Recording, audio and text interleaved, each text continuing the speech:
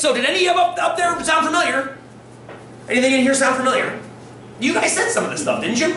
Didn't you guys talk about sheer size has led suppliers to offer significant volume discounts? So you guys mentioned it makes its competitors knock the prices down, which is right here, but it also makes its suppliers fight for the right to sell their products in Walmart. And I've read many, many articles about small companies that will not lower their prices enough to become Walmart affordable, and Walmart just won't carry them. And that's an amazing set of stories right there. Not just the competitors, but also the folks, the brands you see on the shelves.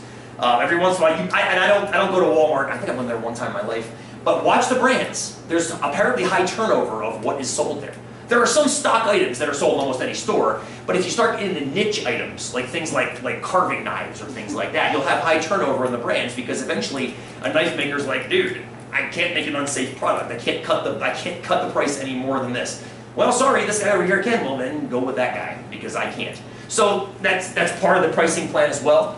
And you guys, this is amazing. The math behind this is incredible. Sophisticated logistics and distribution.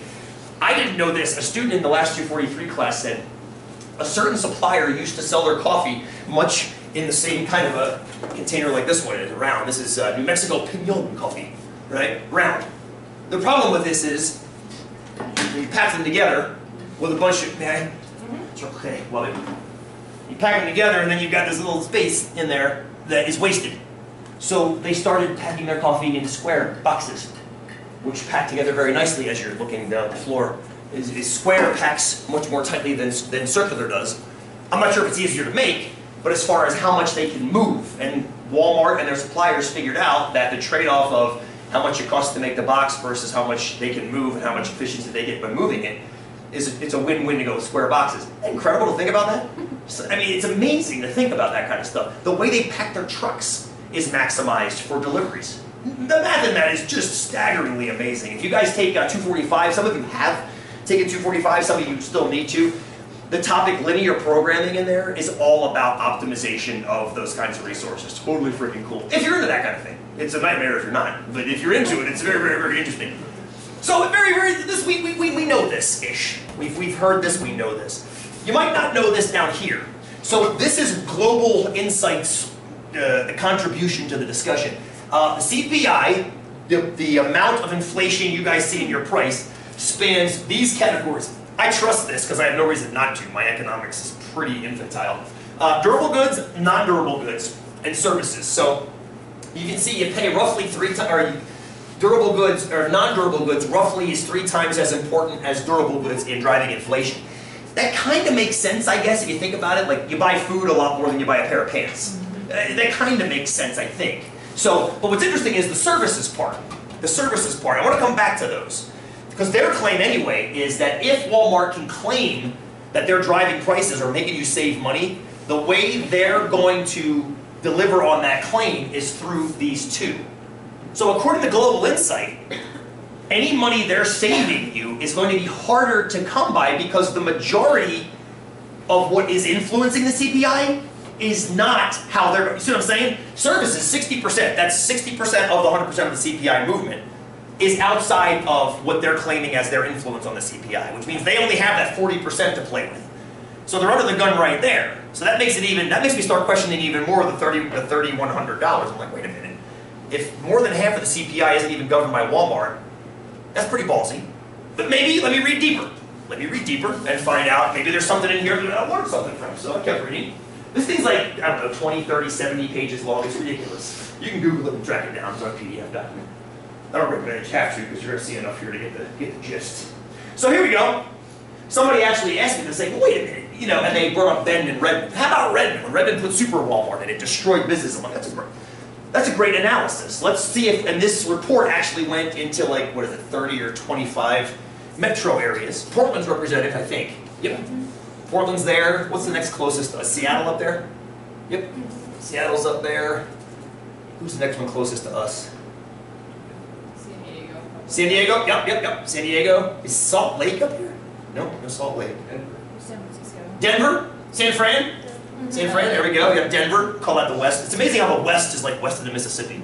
It's like 80% of the country is the West Coast. Never understood that in nowhere. So anyway, we got a nice spread. We got Philly, yo. We got Chicago, New York City. It's got to be here. Yep. New York City, Boston, Pacifica. Say that again. Anchorage. Anchorage. Got some Alaskan there. Good. Very good. Now, what's interesting about this graph? This is not the typical kind of graph we talked about in class last time. It's histogram-ish, but it's called a stacked bar graph because it represents on the, this, I believe, these are your CPIs in each region. So each of those regions has its own consumer price index, consumer price of inflation. The larger the bar, the more the inflation. So you can see that stuff's going to be expensive in San Diego and New York compared to Anchorage, compared to Houston, compared to Dallas. Notice you got Texas down here. And it gradually gets more expensive as you move towards LA, Philly. Honolulu, I knew. Stuff's expensive. It's like $8 for a quart of Gatorade there. You have to boat it in from like thousands of miles away. Where would Bend be? Out of curiosity, where do you think Bend would be? That we always put it here. Where's Portland? We always put it here. But where is your gut feeling that Bend should be on this CPI chart? We're having a vote for up here, up higher. Probably around Seattle's. Richie's staying closer, Carolyn says closer to Seattle, Rich says higher, maybe somewhere up in here. I'm tempted to agree with you. One of the first things I noticed when I moved here was how expensive certain things are in this town. I don't drink much at all, but friends of mine were paying $10 for gin and tonics out one night. I'm like, what the hell is wrong with you? You can make one at your house for like pennies. And they're like, I just bend prices. I'm like, are they still shipping stuff in like horse-drawn carriage? $10 for like a not top shelf gin and tonic? It's ridiculous.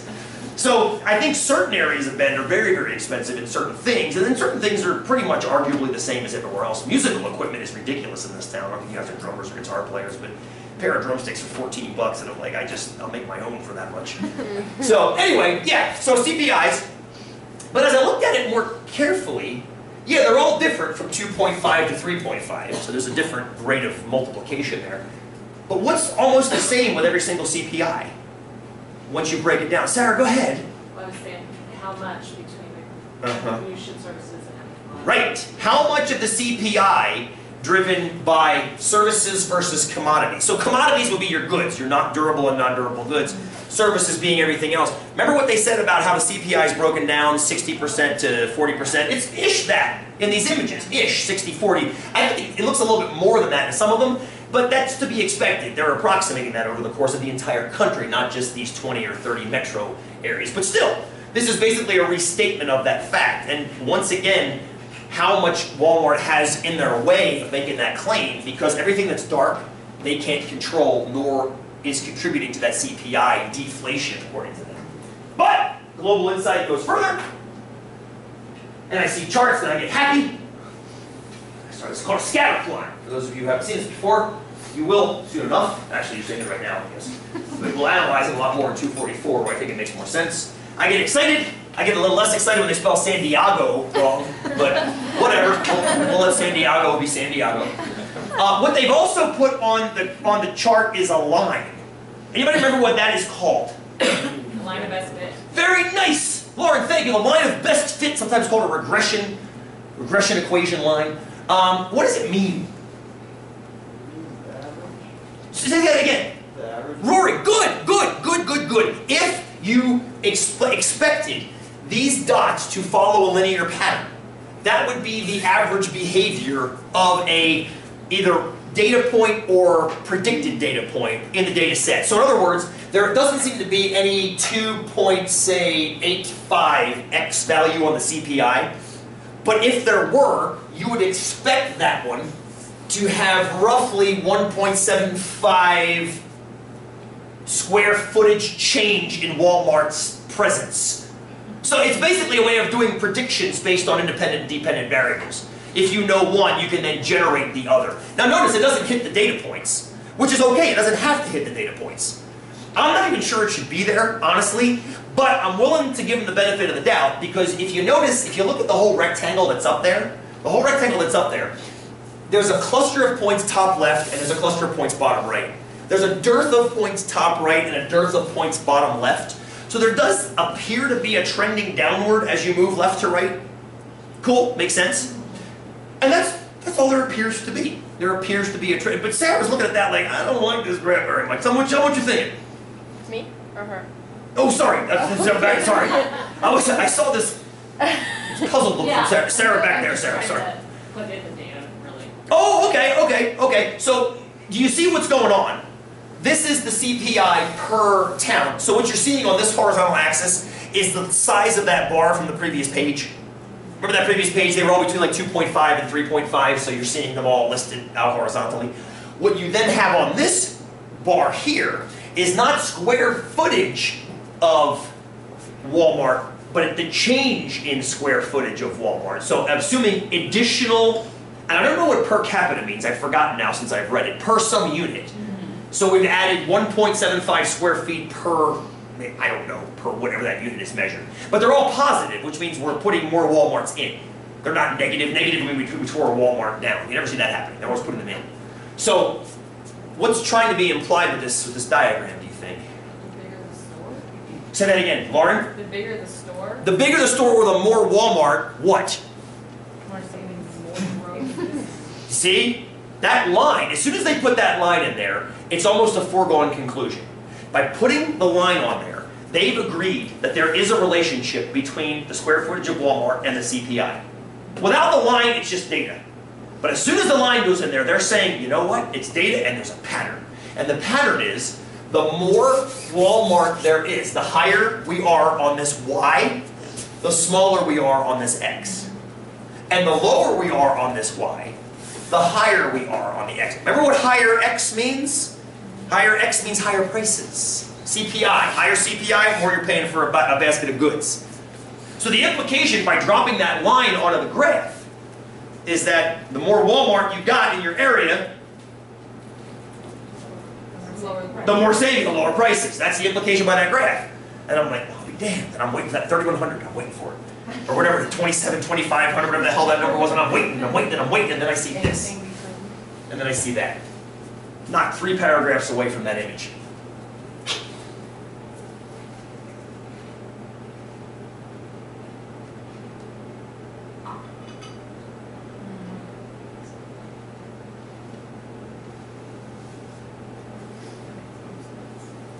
The MSAs, I believe, if I remember the acronym correctly, it's Metropolitan something area. I forget what the S stands for. Basically, the areas they studied in the study, the Portland, the Seattle, the San Diego, that's all that is.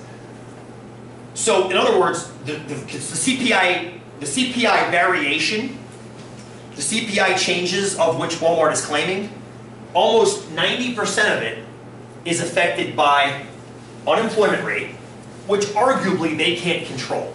I mean, you very often hear about how they treat their workers, but they can't control the unemployment rate. High wage industry employment share, I don't know what it is, I know they can't control it. And electricity price growth, and they can't control that, unless they've built so many stores that they're their own market at this point, which they haven't gotten to that point yet. So the 10% of CPI that's left, at max, they have 10% of CPI, at maximum.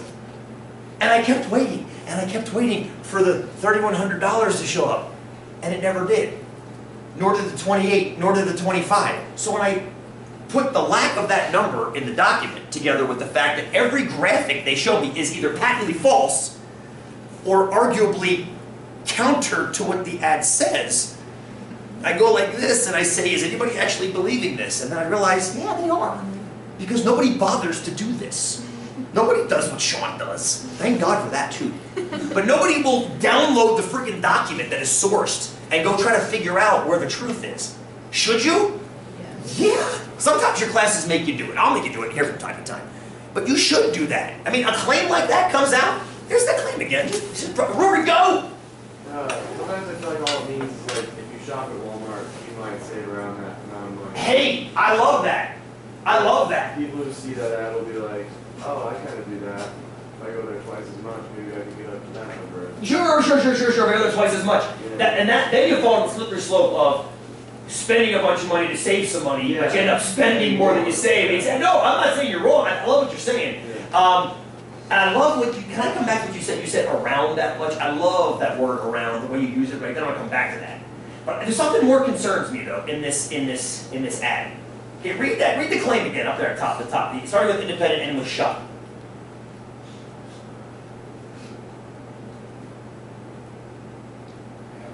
What bothers me in the phrasing of that question?